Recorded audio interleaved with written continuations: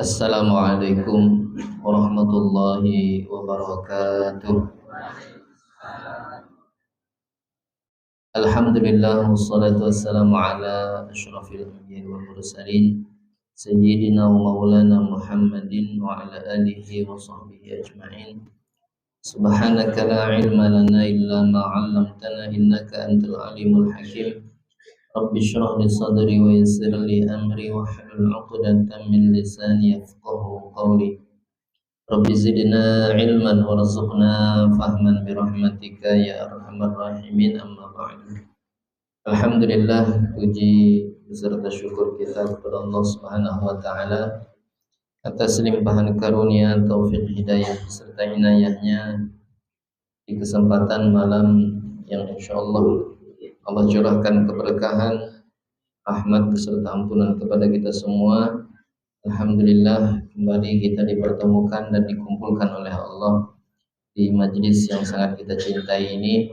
Mudah-mudahan perkumpulan ini menyebabkan Allah berikan kepada kita semua kesehatan dan umur panjang dalam ketaatan, senantiasa mampu menghabiskan sisa umur kita untuk senantiasa taat ibadah, dan mampu meninggalkan seluruh perbuatan maksiat, dan kelak di penghujung hayat kita diberikan wafat husnul khatimah. Amin ya rabbal alamin. Hadirin wal hadirat jamaah sekalian yang dirahmati Allah Subhanahu wa taala, lanjutan kajian kita yang telah lalu masuk bab syarat-syarat sahnya sembahyang. Faslun syurutus salati samaniyatun. Ada kitabnya, silahkan dibuka. Syarat-syarat salat. Adapun pasal ini menjelaskan tentang syarat-syarat sahnya sembahyang. Jadi sebelum kita bahas bab rukun salat, jadi kita bahas dulu syarat sahnya salat.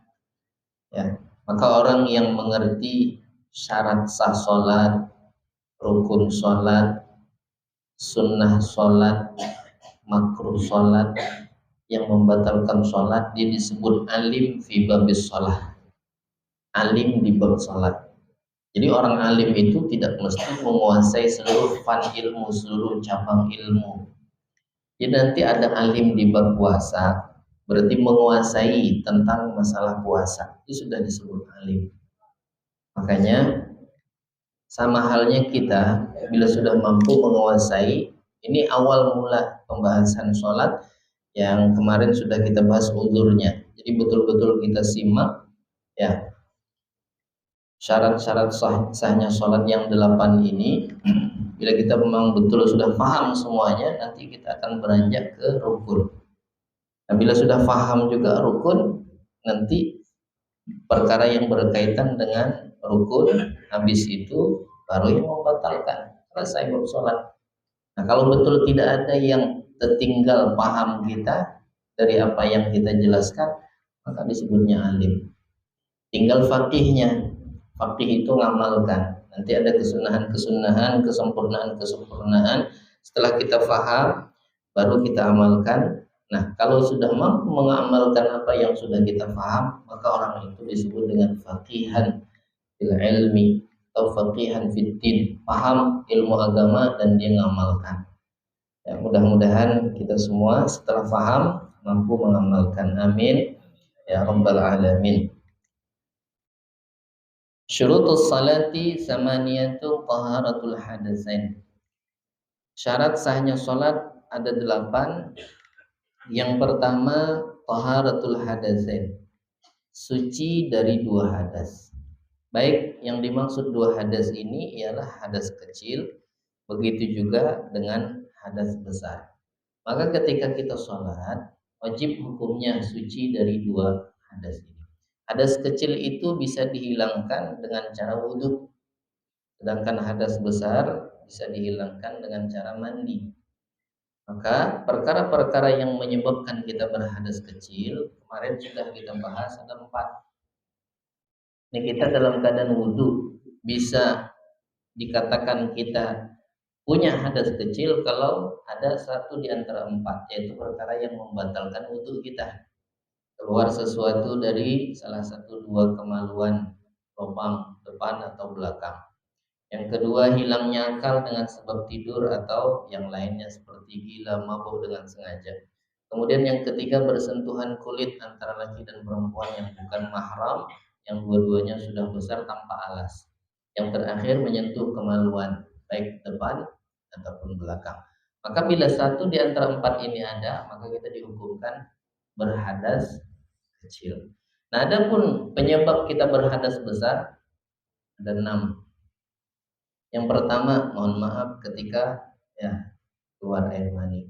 Yang kedua, berhubungan ketika idkhal hasyafah atau masuknya hasyafah ke kemaluan. Kemudian yang ketiga, karena sebab melahirkan. Yang keempat, karena sebab terputusnya dari darah nifas. Yang kelima, terputus dari darah haid. Kemudian yang terakhir, yang keenam, maut, yaitu mati. Nah, bila ada satu di antara 6 ini, berarti kita punya hadas besar. Nah, salah satu syarat sah salat, tidak ada 2 hadas ini, baik hadas kecil ataupun hadas besar. Kalau terjadi di pertengahan salat hadas tersebut, maka salatnya batal. Bila sebelum salat hadas itu ada, maka tidak sah kita salat. Nah, sekarang yang jadi pertanyaan, kalau seandainya ada orang di pertengahan sholat kemudian dia merasa kayak ada sesuatu yang keluar, anggaplah keluar angin, apakah sholatnya batal? Nabi kita Shallallahu Alaihi Wasallam bersabda, "Idza fasa ahadukum fi sholatihi fala yansarif." "Idza fasa ahadukum fi sholatihi falyatawadda wal yu'id sholatahu." Apabila buang angin salah seorang di antara kalian di dalam sholatnya, maka hendaknya dia berwudu, artinya sholatnya batal. Kalau kita buang angin di pertengahan sholat, sholat kita batal. Wal yu'id sholatahu, kemudian ulang sholatnya. Kita sholat isya tadi, pas sholat isya dapat 2 rakaat, habis tahiyat awal berdiri kentut, berarti kan sholat kita batal. Kata Nabi, fal yu'id sholatahu, ulangi sholatnya. Syekh Al-Imam Asy-Syafi'i radhiyallahu ta'ala anhu di dalam ucapan fatwa beliau waktu beliau di kota Mesir, beliau mengeluarkan fatwa kalau batal di pertengahan sholat, wudu. Habis wudu balik lagi ulang sholat dari awal, walaupun tadi sudah dapat 2 rakaat. Al-Imam Ahmad ibn Hanbal, murid Imam Asy-Syafi'i radhiyallahu ta'ala anhu, yang waktu Imam Asy-Syafi'i berfatwa di kota Baghdad atau Irak, beliau mengeluarkan fatwa bahwa bila ada seseorang yang batal sholatnya di pertengahan sholat, maka dia berwudu, ambil wudu, kemudian setelah itu lanjutkan sholatnya. Misal tadi batalnya rakaat kedua, mau berdiri rakaat ketiga, batal. Maka kata Imam Ahmad ibn Hanbal, keluar, ambil wudu, samping surau, samping masjid, samping rumah, habis itu balik lagi lanjutkan rakaat ketiga, boleh. Itu mazhabnya Imam Ahmad ibn Hanbal. Tapi kalau kita jangan. Namun kita jangan dilanjutkan. Namun kita wajib diulang dari awal. Ya, jadi kalau qadim pendapat Imam Asy-Syafi'i waktu di Baghdad, lanjutkan aja. Di mana batalnya ulang, jangan diulang dari awal, lanjutkan sampai mana tadi? Jika rakaat ketiga batalnya, udah masuk ke masjid lagi, lanjut rakaat ketiga, bahkan sekalipun dia berhadas besar. Mohon maaf, misalkan pas sembahyang entah mahayal ke apa, keluar air mani, berarti kan dia punya hadas besar, wajib mandi. Dapat 2 rakaat, dia keluar air mani, wajib mandi, balik ke rumah mandi, habis itu balik ke masjid, lanjutkan rakaat ketiga, boleh. Asal jangan terlalu lama, jangan makan dulu, boleh tuh, langsung mandi aja, mandi, balik ke masjid lagi, lanjutkan sholat. Itu qaul qadim, ucapan Imam Asy-Syafi'i, fatwa beliau waktu berada di kota Baghdad atau di Irak, dan ini pendapat diambil alih oleh murid beliau Imam Ahmad ibn Hanbal. Jadi kalau mazhab kita Imam Asy-Syafi'i, kalau udah batal di pertengahan sholat wajib diulang, walaupun di penghujung sholat, tinggal pas di penghujung tahiyat akhir, pas baca sholat Ibrahim, innaka hamidum majid, pas tinggal sebelum mengucapkan assalamualaikum kentut, batal, ulang dari awal sholatnya. ulang dari awal. Nah, jadi wajib suci dari 2 hadas. Kemudian kalau kita tahu kita punya hadas, baik hadas kecil atau hadas besar, sebelum sholat sadar kita, ya kita wudunya batal. Maka bagi orang yang mengetahui wudunya batal, kemudian masuk waktu sholat dia sembahyang tanpa wudu, haram hukumnya dan berdosa. Ya, haram hukumnya dan berdosa. Karena dia sadar apa yang dia lakukan itu ibadahnya tidak sah, dianggap at-tala'ubu bil ibadah, main dia dengan ibadah. Biasanya kan kalau di masjid-masjid tembilahan, di surau-surau, habis maghrib itu rata-rata ada pengajian kan, ya. Pas malam tertentu libur pengajian misalkan, habis maghrib dia balik, biasanya langsung i'tikaf di masjid nunggu isya. Dia balik ke rumah, pas balik ke rumah jumpa istri, pegang tangan istri, kan wudunya batal, sadar dia wudu batal, ya duduk di rumah, tak makan, tak ini, ngobrol dan seterusnya, adzan isya, pergi dia ke masjid, lupa wudunya batal, dia sholat qabliyah, qomat, habis itu dia sholat isya. Padahal wudhu udah batal tadi, cuman waktu mengerjakan sholat itu dia lupa wudunya batal, sembahyang. Kalau ingatnya di pertengahan sholat langsung batal sholatnya. Kalau ingatnya setelah salam, ya. Kalau ingatnya kalau ingatnya di pertengahan sholat, ya udah jangan diteruskan, karena sholatnya tidak sah. Karena sholat tanpa wudhu. Kalau ingatnya setelah selesai sholat, maka hukum sholatnya tidak sah, tapi dinilai pahala dan dicatat dia dapat pahala melaksanakan ibadah. Tapi isyaknya itu tidak sah, wajib wudu, habis itu ulangi sholat isyaknya.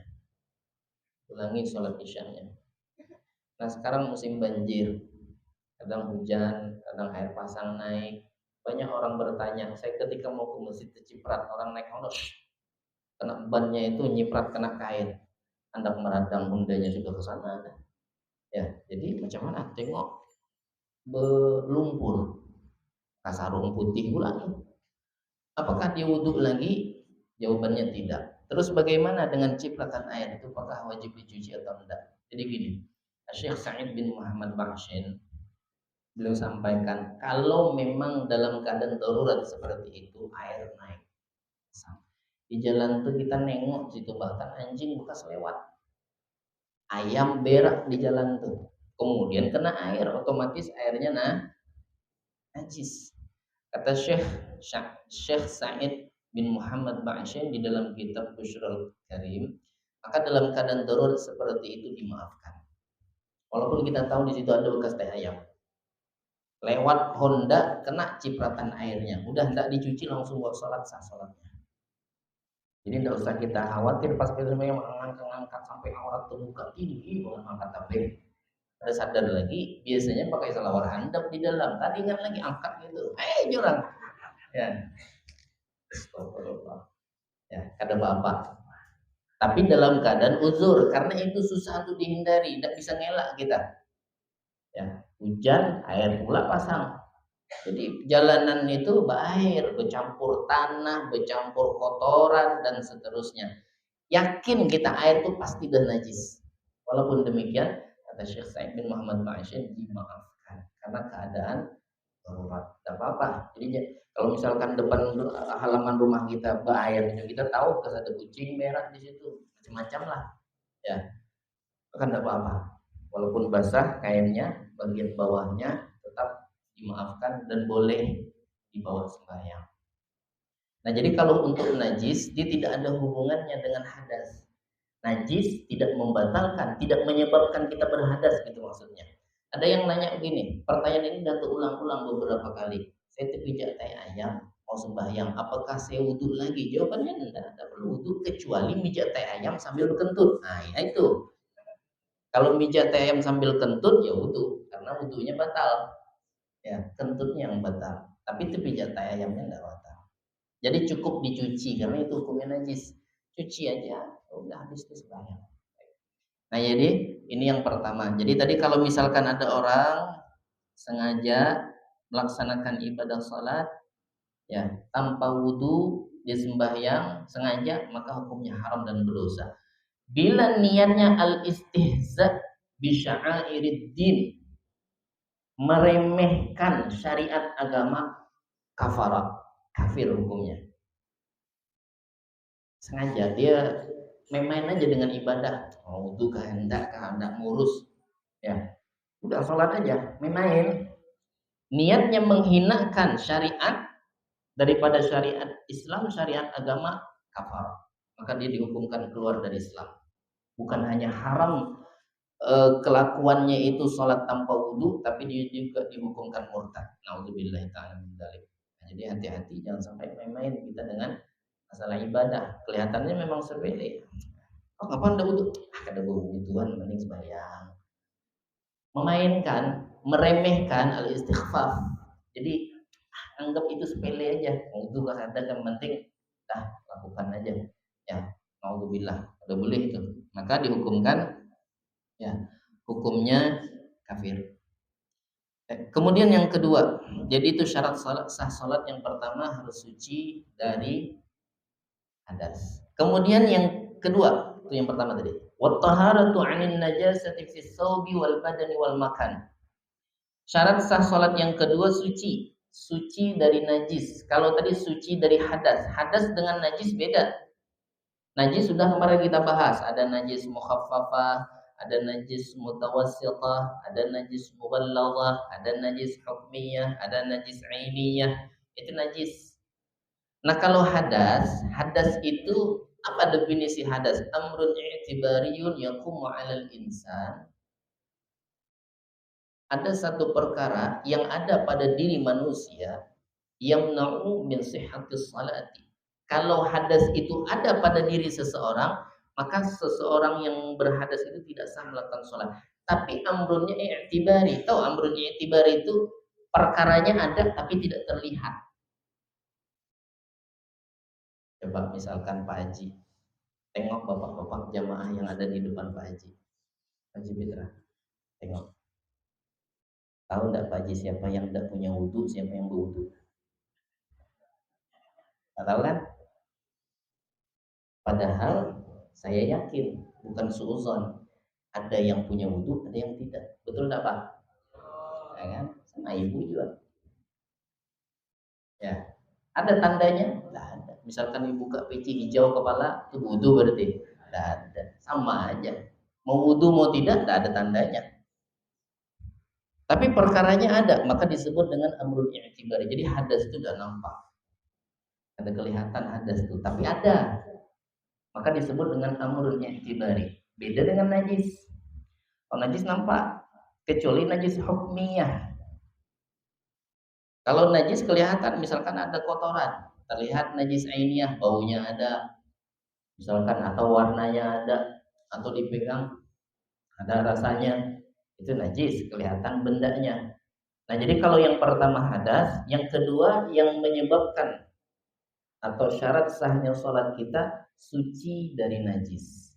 Apa saja yang wajib suci dari najis? Satu, al-badan. Badan kita wajib suci dari najis. Makanya kalau kita mau sholat, misalkan gusi berdarah, maka ini termasuk bagian yang wajib suci dalam mulut, dalam hidung. Hidung mimisan, kalau orang Banjar bilang restongan, kalau bahasa Minangnya apa sih? Kalau darah dari hidung. Bahasa Indonesia kan mimisannya apa Pak Haji? Mimisan juga. Ya betul Pak Haji, bahasa Minangnya. Ya, atau bahasa Bugis Pak Haji Sultan. Oh, Masingo. Kamu bahasa Bugisnya agak alih bahasa Bugisnya. Kalau Jawa agak ada agak miripnya. Kalau bahasa Bugis susah. Kan jarang ada orang bisa bahasa Bugis, kecuali orang Bugis. Kalau orang Banjar bahasa Bugis jarang bisa. Tapi kalau bahasa Banjar orang Bugis bisa bahasa Banjar. Pak Haji bisa bahasa Banjar kan? Haji Sultan bisa kan? Bisa. Orang Minang bisa bahasa Banjar. Orang Cina bisa bahasa Banjar. Tapi kalau bahasa Bugis jarang bisa. mimisannya masih nah, aneh itu. Canda aja Pak Haji. Ya. Baik. Jadi kalau mulut kita berdarah, kah gusinya kah atau apakah berdarah, ya. Maka sebelum sholat itu wajib dikumur-kumurkan. Kecuali kalau memang susah untuk dihindari. Misalkan ada bapak habis cabut gigi atau ibu habis cabut gigi. Habis cabut gigi itu biasanya darahnya lambat tuh. Ya, sejam 2 jam kadang-kadang diludahkan masih ada air liur tuh campur merah-merah. Itu tetap sebenarnya hukumnya najis. Maka untuk yang senantiasa gusinya keluar darah baik karena habis cabut gigi kah atau karena sebab yang lainnya, maka sebelum sholat dianjurkan untuknya, ya, pertama bersihkan dulu, misalkan kumur, habis itu ambil kapas. Kalau memang habis cabut gigi sumbat pakai kapas. Seandainya nanti di pertengahan sholat tetap keluar, maka sholatnya tetap sah, dimaafkan. Dengan catatan darah yang keluar tidak boleh ditelan, kata boleh ditelan. Ya, jangan ditelan. Walaupun dia keluar, biarkan aja. Diludahkankah atau apa, yang jelas tidak boleh ditelan. Tapi kalau memang keluar di pertengahan sholat, maka dimaafkan. Tapi tadi ulama mengajarkan kepada kita diusahakan sebelum sholat kayak apa caranya supaya tidak keluar. Kalaupun tetap keluar tidak apa-apa. Caranya tadi misalkan disumbat, dikasih kapas dan sebagainya. Maka sama halnya seperti koreng, bekas luka, bisul pecah. Kadang kan benar nah tuh. Ya, bisul, ya, gerak sedikit keluar lagi darahnya, keluar lagi nanahnya. Nah, kalau untuk darah, kalau memang masih di tempatnya dimaafkan. Tapi kalau udah nyebar kemana-mana, bisulnya mohon maaf diburit, ya. Tapi darahnya sampai ke dahi, nah itu kada dimaafkan lagi, najis. Ya, gimana sawat kena sini? Oh, ngacak astagfirullahaladzim darah dahi. Oh, rupanya tadi bis megang garuk-garuk sini, megang sini pula. Nah, kalau yang sudah pindah macam itu tidak lagi dimaafkan, najis. Nah, jadi kalau misalkan memang tetap keluar di pertengahan sholat, kayak orang habis luka tuh walaupun dibersihkan lukanya kadang dikasih perban masih aja merah, ya maka dimaafkan. Jadi kalau gusinya berdarah atau gigi berdarah itu kumur-kumur dulu, kumur-kumur dulu. Habis keluar darah di hidung, mimisan, maka dibersihkan dulu. Nah, jadi itu yang wajib suci badan. Badan kita wajib suci dari najis, termasuk tadi bagian badan yang wajib suci dalam mulut, dalam hidung. Kalau darah ambien bagaimana? Kalau ambien itu ada dua macam. Yang kita contohkan aja ini kemaluan belakang. Dia ada radangnya itu dari dalam. Ya, dulu pernah waktu awal bab najis sudah sering kita bahas nih. Radangnya itu di dalam, ada juga benjolan di luar. Ya, benjolan di luar. Nah, ini hukumnya beda. Pertama, kalau memang yang radang di dalam, ketika keluar darah, maka itu membatalkan wudhu. Wudhunya yang batal karena dianggap keluar sesuatu. Keluar sesuatu. Baik darah kah apakah bila keluar dari kemaluan, mau darah kah atau yang lainnya, yang biasa atau tidak biasa, maka wudhu batal. Otomatis kalau lagi sholat keluar, maka sholatnya batal karena wudhunya batal. Nah, adapun yang benjolan yang di luar, ya, ambien lah juga namanya tuh. Yang dia benjol, cuman di luar bengkak. Mana ada orang kesehatan? Ada. Ambien juga namanya. Nah, jadi kalau model yang radang ada benjolan di luarannya, itu ketika darah keluar, wudhu tidak batal. Nah, terus hukum darahnya bagaimana? Hukum darahnya sama-sama najis, tapi dimaafkan asal tadi jangan menyebar kemana-mana. Artinya kalau masih di tempatnya, dikasih tisu kah, dikasih kapas kah atau apakah, alhasil jangan sampai kemana-mana, sampai ke kaki, sampai ke paha. Nah, kalau nyebar kemana-mana, yang nyebarnya itu najis, tidak dimaafkan. Jadi kalau pas lagi sholat, orang yang punya penyakit ini seandainya keluar darah, kalau memang benjolannya di luar, maka sholatnya tetap sah. Ya, jadi hukum darahnya najis, tapi dimaafkan, artinya lanjut sholat pun tidak masalah. Nah, ini kalau darah ambien. Jadi ada dua kemungkinan. Kalau memang radang yang di dalam, yang kayak usus keluar, nah itu bila darah keluar dari situ, wudunya yang batal. Berarti kalau wudu batal otomatis sholatnya pun batal. Nah, jadi yang pertama yang wajib suci itu adalah suci dari najis badan. Yang kedua, fisau. Ya, kita bahas yang tengah tadi dulu. Fisau, saub itu pakaian.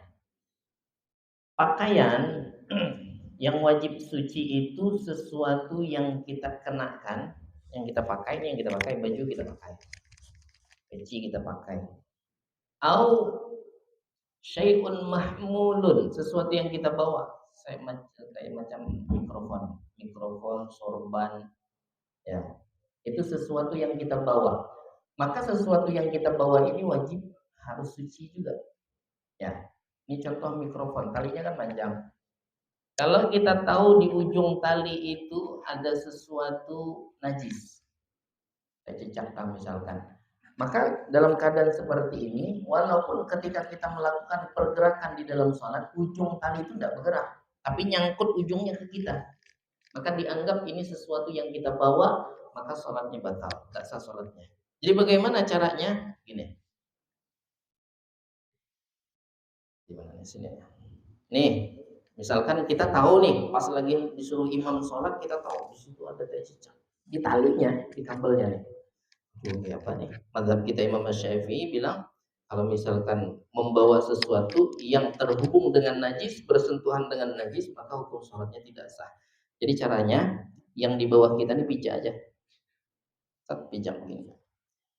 Maka sesuatu dari bawah kaki kita dari sini bawa ke sana itu sudah terputus, karena dianggap dibawa lagi.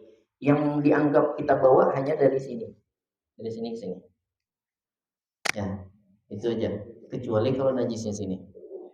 Namun najisnya teh cecaknya di sini, nah ini udah bisa. Mau kada mau lepaskan atau enggak dicuci. Kada bisa kita pakai ini nih. Ada saya tengok di surau atau di masjid kan. Jadi mic-nya itu bergantung. Gimana tuh? Ada pernah tengok? Ada di mana, Pak? Nah, bergantung gitu kan. Nah, itu jalan amannya karena kita enggak tahu. Cuman kita enggak diwajibkan juga sebelum kita sholat ada jejak ada jenis bayang gitu ya, karena nanti mesin mic-nya itu nyambung ke kabel pas hubungi Pak Budi ya, tali PLN-nya tuh mana sampainya, yang kita lihat aja, yang kita lihat secara zahir, kita tengok ada jejak. Jadi kalau misalkan adanya di sana, bicaranya di sini nggak apa-apa ya. Jadi yang dari sini ke atas itu yang dihukumkan kita bawa, tapi yang dari sini ke sananya itu tidak dihukumkan kita bawa lagi, walaupun ada najis kata apa tidak masalah. Kemudian masalah ketika kita sholat, tadi kan al-malbus wal mahmul, yang kita pakai sama yang kita bawa. Walaupun yang kita pakai ini bersih suci, tapi bila menyentuh najis maka sama hukumnya. Ya, jadi yang dimaksud itu ketika kita pakai sesuatu jangan sampai tersentuh najis. Ya, ibu mau kenanya lebar, ya, jangan sampai pas sujud misalkan ujung kenanya itu kena najis, maka hukum sholatnya batal. Ya, tersentuh najis walaupun nyentuhnya bukan badan kita. Jadi kita pastikan pakaian kita suci dari najis, kemudian ya, yang kita bawa juga suci dari najis. Hati-hati dengan bangkai binatang yang darahnya tidak mengalir. Menurut pendapat yang mu'tamad itu pendapat yang kuat, pendapat yang bisa dijadikan patokan dan pegangan. Bangkai semut, bangkai lalat, bangkai nyamuk, serangga-serangga yang darahnya tidak mengalir ketika hidup memang suci, tapi kalau udah mati najis. Masuk dalam sini, pas tengok bis bayang, ya ada lalat. Ya, maka sholatnya tidak sah. Pendapat yang mu'tamad. Kecuali kalau susah untuk dihindari, kayak seperti laron. Yang banyak kalau pas musim hujan, musim panas, kayak yang di lampu tuh, apa ya tuh? Laron kan? Nah nanti sayapnya tuh berserak tuh, bisa kadang di masjid, kadang di rumah kita berserak. Itu sebenarnya hukum mu'tamadnya, pendapat mazhab Imam Syafi'i, pendapat yang kuat itu sayapnya karena sudah lepas dari badannya najis. Tapi karena sudah susah untuk dihindari kebanyakan, maka dimaafkan. Nah, terus bagaimana dengan sholat kita yang kadang ada bangkai semut, ada bangkai lalat? Ya, kita sembahyang aja, udah nggak pernah kita ulang. Padahal kita tahu ada bangkai semut, ada bangkai lalat. Jadi ada di dalam kitab Fathul Mu'in disebutkan oleh Imam Al-Qaffal. Imam Al-Qaffal ini berpendapat walaupun tidak susah untuk dihindari, maka hukumnya tidak najis alias dimaafkan. Kalau ada bangkai semut yang kecil-kecil itu, ya. Jadi walaupun tidak diulang salatnya menurut Imam Al-Qaffal tidak masalah. Tapi kalau kita mau ikuti pendapat yang kuat madzhab Imam Syafi'i, selagi itu tidak susah untuk dihindari, maka hukum salatnya batal. Misalkan nih, ya, ada semut di sajadah kita. Bukan banyak, satu aja. Ya. Nah, kita sholat megang itu bangkai. Najis hukumnya. Kalau mau kita ikuti pendapat yang kuat, maka sholatnya batal. Tapi kalau kita ikut pendapat Al-Imam Al-Qaffal, maka sholatnya tidak batal. Boleh lanjutkan dan sah sholat. Nah, jadi yang kedua, pakaian harus suci. Yang ketiga, tempat. Tempat yang kita pakai atau yang kita gunakan untuk sholat, jangan sampai ada najis. Tempat yang dimaksud ialah sesuatu yang tersentuh dengan badan kita atau pakaian kita atau sesuatu yang kita bawa. Bila pakaian kita atau badan kita atau sesuatu yang kita bawa di dalam sholat tersentuh najis, maka hukum sholat kita batal. Atau menyentuh sesuatu yang ada najisnya. Bukan najis yang kita sentuh, menyentuh sesuatu yang ada najisnya. Contoh, misalkan ada orang, ini kita ikut pendapat Imam Syafi'i. Ada orang sholat, megang anjing. Anjing hukumnya apa madzhab Imam Syafi'i? Najis kan? Yang tidak najis itu madzhab Imam Malik. Anjingnya itu dirantai lehernya. Dirantai, rantai yang besar. Kemudian rantainya itu dikasih pula tali. Talinya itu tidak langsung nempel di anjing, tapi nempel di rantai. Rantainya nempel di anjing, maka hukum sholatnya batal. Bisa kita gambar maksudnya? Ini leher anjing, dikasih rantai, menggelantung rantainya besar misalkan ke bawah. Nah, kita cantolkan ikat tali itu di rantai. Jadi tali itu sama sekali tidak menyentuh daripada anjing. Yang mazhab Imam Syafi'i mengatakan najis muhallallah. Maka hukum salat orang yang megang talinya batal. Karena menyentuh sesuatu yang tersentuh dengan najis. Atau misalkan ada orang sholat megang tali sampan, tahu sampan kan? Sampan perahu sama. Jadi sampannya itu diikat, talinya itu diikat di sampan di perahunya. Ngikatnya di sini tali itu. Nah di sini ada najis. Di ujung sampan sebelah ujungnya ada najis. Talinya itu nempel di sini. Kemudian yang sholat tadi supaya sampannya tidak hanyut dipegangnya talinya, maka sama hukumnya. Ya, walaupun dia tidak memegang sesuatu yang najis, tapi sesuatu yang dia pegang berhubungan dengan najis, maka sholatnya sama batal. Batal juga tuh. Nah, jadi jangan tersentuh badan kita, pakaian kita, atau sesuatu yang kita bawa tersentuh dengan najis. Nah, adapun sajadah, misal kita bawa sajadah, ada tai cecak, ya, sajadah.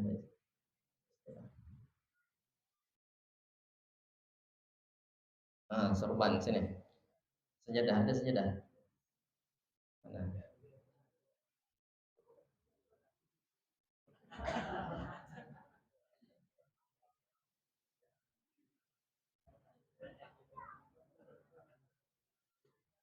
Ada. Dah, mari kita bayangkan aja sejadah. Ada. Nah, ada. Ada dah. Mari yang ngambil sian, yang ngambil jauh.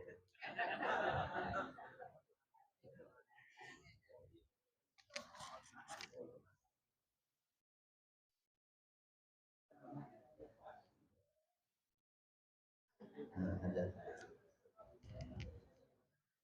Jadi kalau sajadah, ya, di sajadahnya itu ada najis. Maka apa hukum sholat kita? Maka kita lihat dulu. Ini misal kita bentangkan sajadah. Nah, di sini ada najisnya. Di sini ada najis. Ya, di situ ada najis tengah situ. Selagi kita tidak menyentuh langsung atau pakaian kita atau sesuatu yang kita bawa tidak nyentuh najis, walaupun di atas sajadah ini, satu sajadah ini ada najis, maka hukum sholatnya tetap sah. Hukum sholatnya tidak apa-apa. Kita sembahyang misal sajadah najis ini tadi, sembahyang. Nah, hati-hati dengan pakaian, tangan kita di sini. Ini kalau misalkan memang ada jadi imam, tali mikrofon, jangan sampai nyentuh sini. Nah, nyentuh sini batal. Jadi badan kita tidak boleh nyentuh itu najis, pakaian kita tidak boleh nyentuh itu najis, sesuatu yang kita bawa juga tidak boleh nyentuh itu najis. Namun sholat bersejajaran dengan najis hukumnya makruh. Mana tahu kita pas sembahyang ke ke surau atau ke masjid kah? Atau mungkin kan kita mau langsung buang, macam mana buang? Ya udah, kita elak aja. Maksudnya jangan ya mentang-mentang najisnya di dekat dahi situ langsung kita sujud di situ batal. Bisa ya kita belokkan sedikit, miringkan sedikit, tidak masalah. Ya, jadi hukum sholatnya tetap sah, tapi makruh bersejajaran dengan najis. Kemudian yang berikutnya, pas kita mau hampar sajadah, ada tempat lagi kiri kanan udah penuh. Mau di situ, kita tengok di situ teh kucing. Pas sembahyang hari raya, kan di lapangan biasanya lah. Anggaplah di lapangan Gajah Mada kita pun biasanya sebelumnya ya pas sudah orang mulai sembahyang ya kita memang diri di situ sudah ya sudah pas kita mau hampar teh kucing. Jadi macam mana caranya? Korbankan aja sajadah biar kena teh kucing, set kita hamparkan ya. Jadi orang Banjar dingut baunya tuh masih ada walaupun tertutup. Nah, bagaimana hukum sholatnya? Tadi pertama karena bersejajaran dengan najis hukumnya makruh. Nah sekarang kan kita tidak menyentuh, yang tersentuh itu sajadah kita pijak ujungnya, maka tidak masalah karena di bawah kaki. Kalau di bawah kaki tidak termasuk sesuatu yang kita bawa, bukan juga termasuk sesuatu yang kita pakai, walaupun dijadikan alas, tapi ini bukan yang kita pakai. Jadi hukum sholatnya yang di bawah sajadah dan najis tidak apa-apa. Asal satu syaratnya najisnya tidak merembes sampai menyentuh bagian badan kita atau pakaian kita. Misalkan teh kucingnya basah, sajadahnya tipis. Kalau ini kan tebal. Nah, ini tipis. Ya. Kita hamparkan teh kucing di bawah. Nah, transparan gitu.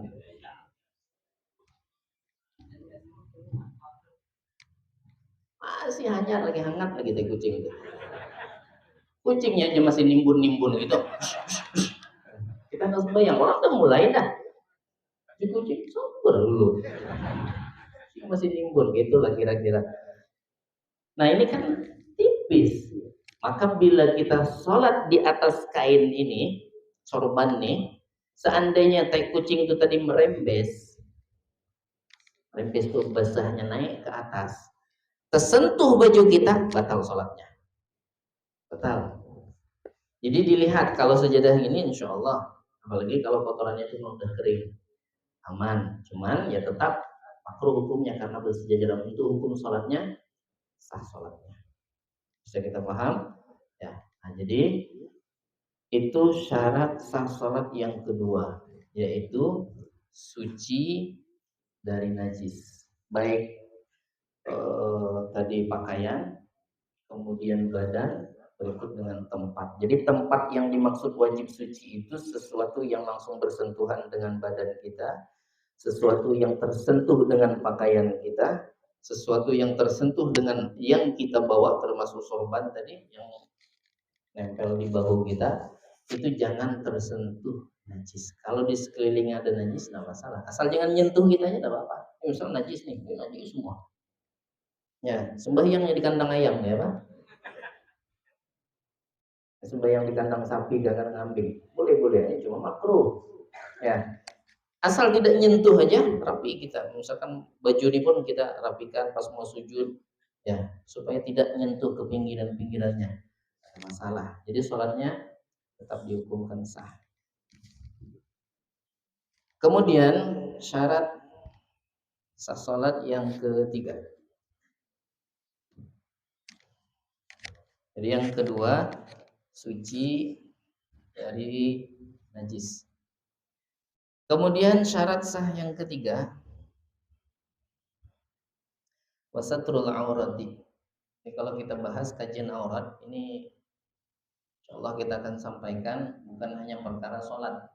Ya, nanti penjabarannya biar lebih lapang dan lebih luas insyaallah di kajian yang akan datang. Karena untuk masalah nutup aurat ini, ya kewajibannya bukan hanya sekedar sah sembahyang, tapi untuk kita keseharian juga kita dituntut untuk menutup aurat. Sedikit gambarannya, kita sebagai laki-laki yang bertanggung jawab atas perempuan-perempuan kita, baik saudari kita, anak kita, istri kita. Bila kita membiarkan aurat mereka terbuka, ya maka kita tanggung jawab di akhirat. Tapi kalau kita sudah sampaikan, ya makanya di kajian yang akan datang bawa aja bini pak. Jadi dahulu mewakili dah. Ya, kalau pak belum bawa bini, yang sudah bini maksudnya, belum bawa bini jangan. Yang sudah bawa bini, yang punya bini bawa bininya. Jadi dia udah tahu ilmunya. Tapi kalau dia belum tahu tentang kewajiban menutup aurat, mana batasannya, apa yang harus ditutup dan sebagainya, bapak punya kewajiban untuk menyampaikan. Bila ini tidak disampaikan, kemudian kita biarkan auratnya terbuka di khalayak, di depan lelaki yang bukan mahram, maka di akhirat kita akan tanggung jawab di hadapan Allah Subhanahu wa taala. Jadi insyaallah nanti di kajian yang akan datang kita bahas tentang masalah aurat ya, yang berkaitan dengan sahnya sholat dan juga di luar sholat. Mungkin untuk kajian kita pada malam hari ini kita cukupkan sampai di sini.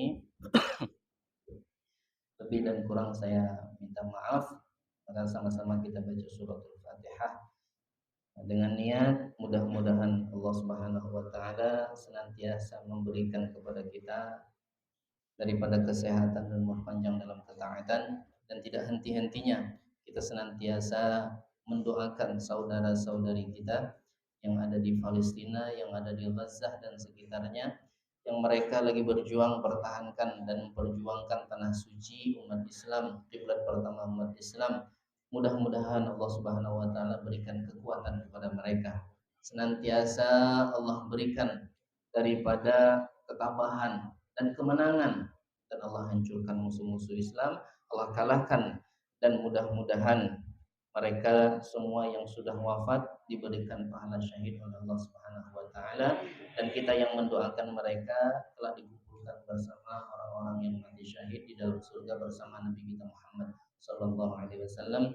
Ala hadhihi niyyah wa ala kulli niyyatin salihah wa ila hadratin Nabi Muhammadin sallallahu alaihi wasallam. Al-Fatihah. أعوذ بالله من الشيطان الرجيم بسم الله الرحمن الرحيم الحمد لله رب العالمين الرحمن الرحيم مالك يوم الدين إياك نعبد وإياك نستعين اهدنا الصراط المستقيم صراط الذين أنعمت عليهم غير المغضوب عليهم ولا الضالين آمين. Sekali lagi kita baca suratul Fatihah, kita doakan untuk guru kita almarhum Al-Habib Salim bin Abdullah bin Marsyadri yang bulan ini haulnya beliau, saya lupa. Yang pernah kita baca Fatihah aja, mudah-mudahan keberkahan beliau Allah kembalikan kepada kita semua. Apa-apa yang telah diberikan oleh Allah kepada beliau, Allah juga limpahkan kepada kita semua. Dan mudah-mudahan ilmu-ilmu yang kita pelajari nyambung sanadnya sampai ke Nabi kita Muhammad sallallahu alaihi wasallam. Ala hadhihi niyyah wa ala kulli niyyatin salihah wa ila hadratin Nabi Mustafa Muhammad sallallahu alaihi wasallam. Al-Fatihah. أعوذ بالله من الشيطان الرجيم بسم الله الرحمن الرحيم الحمد لله رب العالمين الرحمن الرحيم مالك يوم الدين إياك نعبد وإياك نستعين اهدنا الصراط المستقيم صراط الذين أنعمت عليهم غير المغضوب عليهم ولا الضالين آمين. استغفر الله العظيم لك الحمد يا معبود. اللهم صل وسلم على سيدنا محمد في الأولين والآخرين وسلم رضي الله تبارك وتعالى وصحبه سيدنا رسول الله أجمعين. الحمد لله رب العالمين حمدا يوافي نعمه ويكافئ مزيده. يا ربنا لك الحمد كما ينبغي لجلال وجهك الكريم وعظيم سلطانك. اللهم اغفر لنا ذنوبنا ولوالدينا وارحمهم كما ربونا صغارا. اللهم اجعل جمعنا هذا جمعا مرحوما وتفرقنا من بعده تفرقا معصوما. اللهم إنا نعوذ بك من علم لا ينفع، من قلب لا يخشع، من نفس لا تشبع، من عمل لا يرفع، من دعوة لا يستجب. ربنا هب لنا من أزواجنا وذرياتنا قرة أعين واجعلنا للمتقين إماما. ربنا آتنا في الدنيا حسنة وفي الآخرة حسنة وقنا عذاب النار. وصلى الله على سيدنا محمد وعلى آله وصحبه وسلم. الحمد لله رب العالمين. سبحانك اللهم وبحمدك أشهد أن لا إله إلا أنت أستغفرك وأتوب إليك. والعفو منكم. ثم السلام عليكم ورحمة الله وبركاته.